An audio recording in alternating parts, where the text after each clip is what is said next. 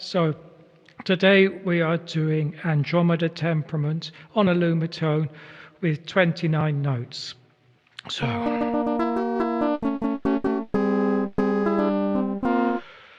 So the Andromeda is a positive temperament or a schismatic temperament, which means it fits the Bosanquet mapping in one of the usual ways, the positive mapping, which goes right back to Bosanquet himself.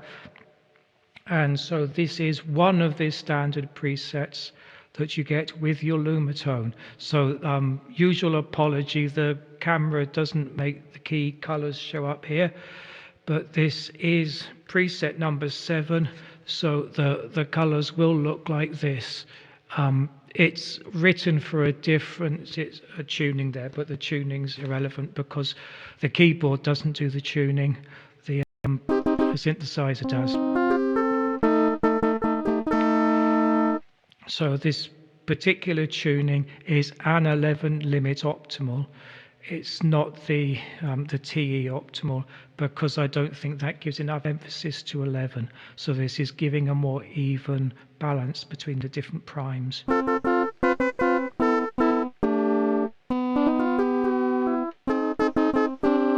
The way it's mapped to the keyboard is that the cyan notes are the diatonic scale. These are Pythagorean diatonic, as expected, and from there everything goes flat. So you go one step sharp, and that's actually a neutral second, isn't it? And so this is the mapping that works best for major chords that are built on that bass diatonic scale. And so the C major looks like this, and it should be where I started. We have an additional 7 and an 11 like that. So because this is not a mean tone, this is not the major third, this is the major third. No, it isn't. Yeah, it is, that's a major third, and if we make it a bit higher. And so I have worked out the 3 basic chords from jazz, the 2, 5, 1, and I play it like this. There we go, that's right. That's what I've been practicing. So we'll go through those in turn from the start. So we start with the minor 7th. So it's common not to play the 5th in a jazz chord. That would get you this. I think 5th sounds better, and so I've got the fingering so that it includes that. And on top, well, if you play it, the same thing up here.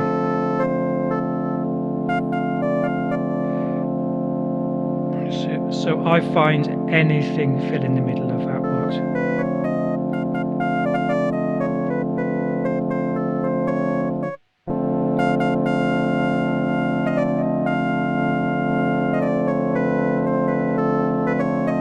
And that sounds pretty good.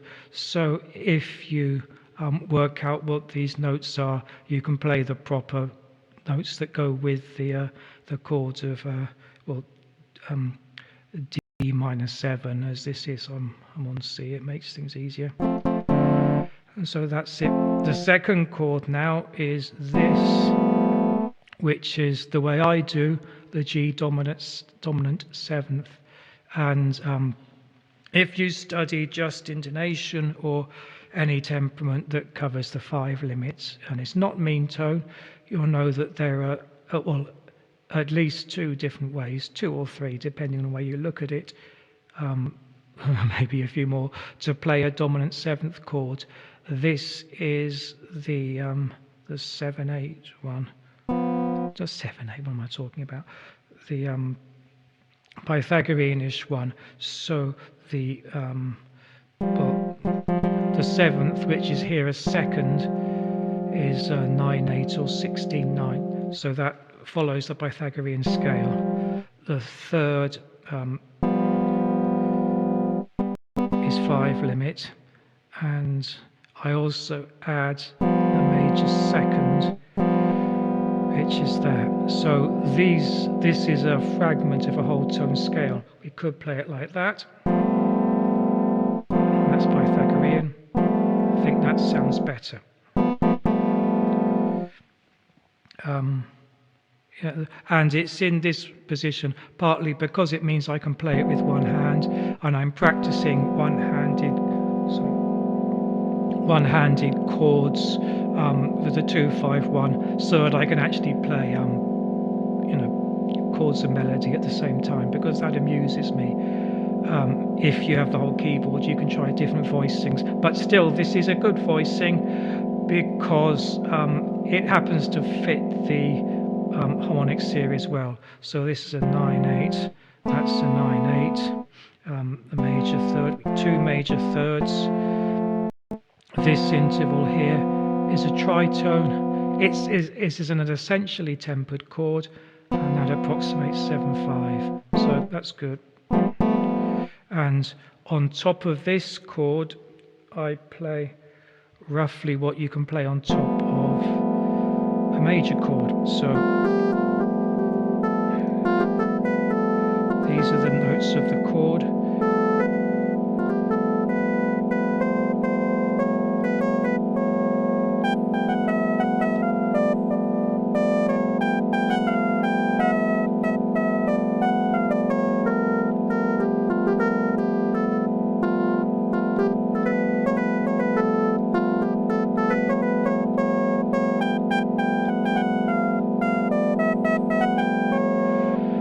Those are roughly the notes that you would play on top of a real dominant 7th chord in proper jazz.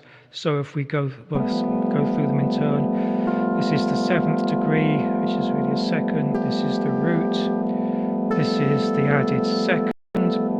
This is the third. This is the 11th degree. So it's a sharp 11th.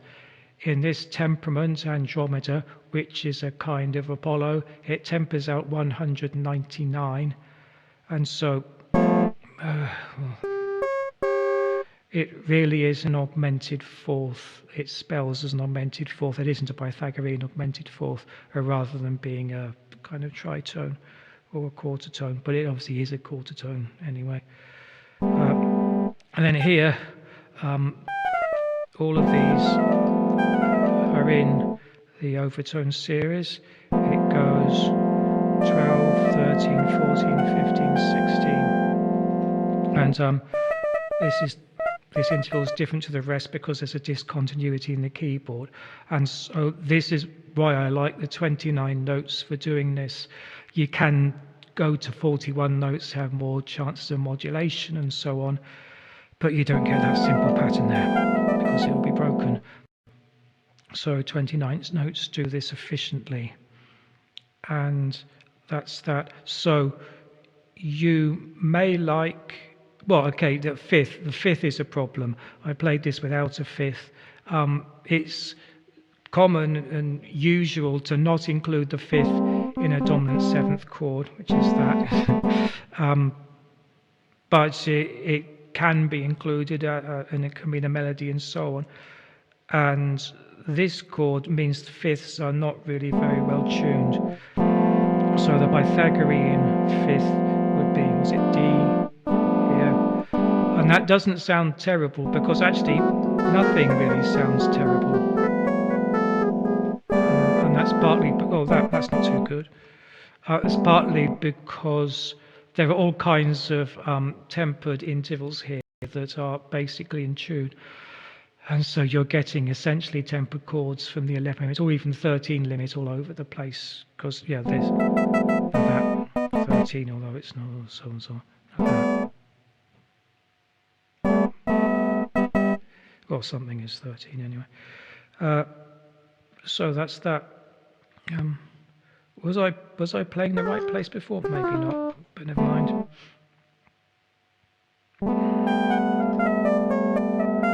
I think that was right. So 13th, yeah. The fifth could be there, or put it there, or it could be. Is it here? Is it there? Neither of those sound quite right.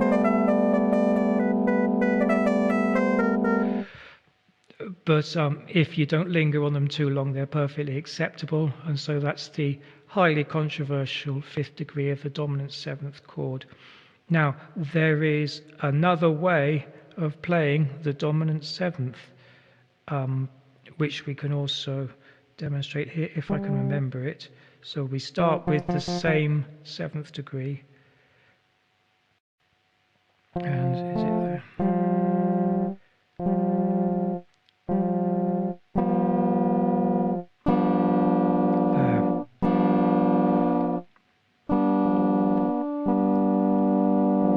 And that works with this fifth degree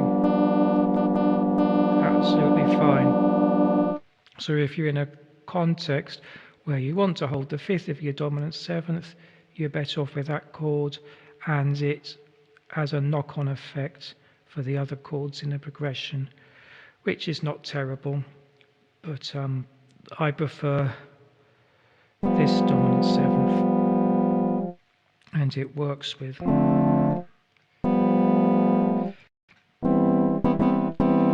Which sounds good to me. So the last chord, which would be the most important, is the major chord, which we decided was that. No, it is not that. And you can leave the fifth out. Well, okay, this is without the root. The root is there. I don't include the root because it's a one-handed chord, and this is the voicing I worked out. We could leave the fifth out as well. I think it sounds better with the fifth, and so it's not a big problem to voice it, so it's got the fifth. We could also obviously take the seventh out, so it's a major rather than a major seventh. Right, yeah. So that's the major chord on top of the, or should we go with the, I'll go with the standard major and I'll show what's on top of it to make it clearer. So that's the root, the second degree, the third, the 11th again, the fifth, and then this, as before.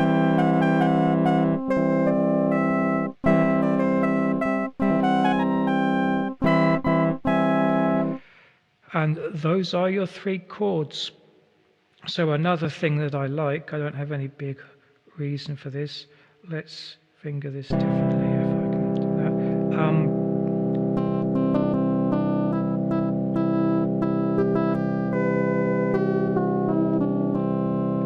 So I like that pattern, maybe not done quite like that.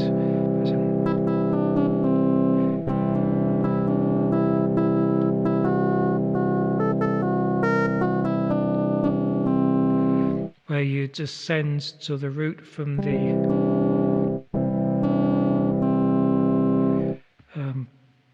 neutral second above it, which could also be here. So the neutral second is outside the key. I can't think of any reason why that would be in tune. But whatever the theory says, it works for me. And it may have a certain Arabic sound. But you get used to it after a while. And if the if the cultural appropriation police turn up at your door, you just say, no, this is not based on any kind of other culture. It's mathematically determined. It's on a keyboard that was produced in a Western country, although made in China, and entirely coincidental that it may sound like something from Arabic music. And I think you're good then. So that covers basically what I want to show you. But yeah, the nice thing about, well, temperaments in general, but this one is just efficient enough that you can forget all the theory I've been going through and just play whatever comes into your head. And everything will sound like something.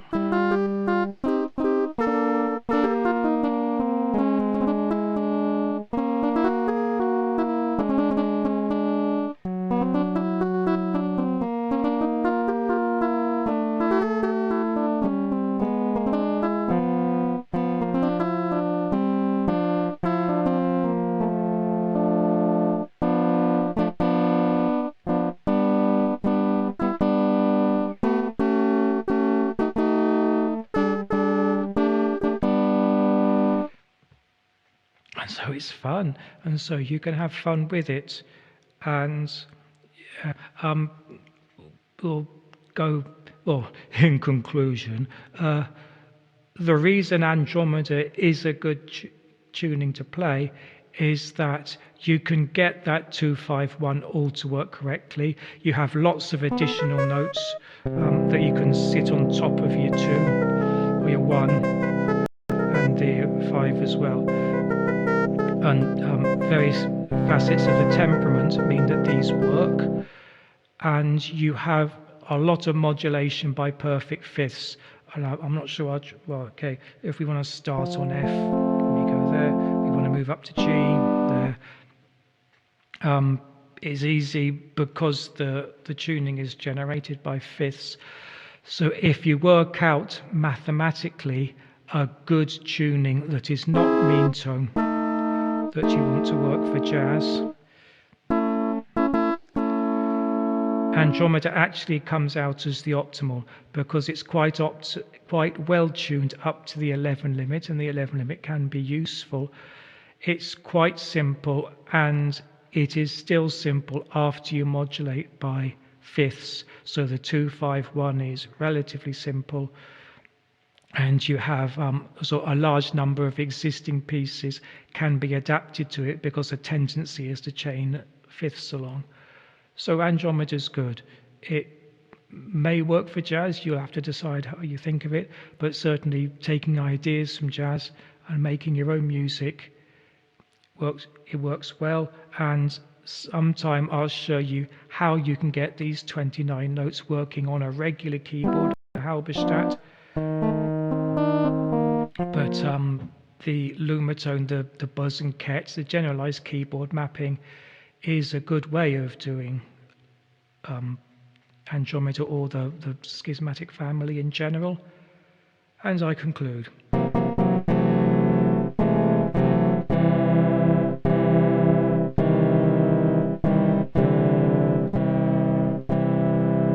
That'll do. So, thank you for watching this far, and goodbye.